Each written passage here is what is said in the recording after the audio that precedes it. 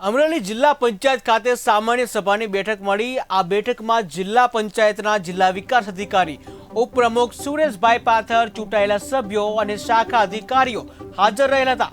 આ બેઠકમાં મુખ્ય મુદ્દો અંદાજપત્ર સને 2024-25 જે મંજૂર કરવાની બાબત હતી। જે બજેટ રજૂ કરતા ભરતભાઈ સુતરિયાએ હર્ષની લાગણી અનુભવી હતી।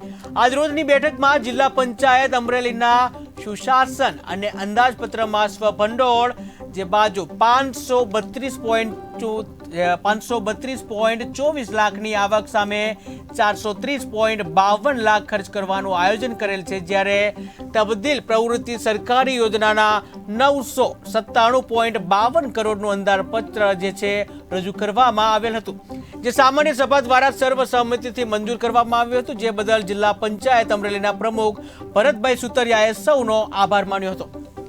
આજે જિલ્લા પંચાયત સામાન્ય સભા જે યોજવામાં આવી હતી તેમાં બજેટ હતું। પછી સામાન્ય સભાની અંદર મુદ્દા લેવામાં આવ્યા છે કે જિલ્લા પંચાયતનું આવક કઈ રીતે વધે તે મુદ્દા હતા। પછી બાંધકામ વિશે જે કામ દેરી થઈ હતી તેના મુદ્દા હતા, કેમ ઝડપથી કામ થાય બીજા મુદ્દા હતા, આરોગ્ય વિશે તે લેવાઈ ગયા। અને આ જિલ્લા પંચાયતની અંદર આજની સામાન્ય સભા સુંદર રીતે ભૂતોના ભવિષ્ય તેવી રીતે આ સામાન્ય સભા પૂર્ણ થઈ છે।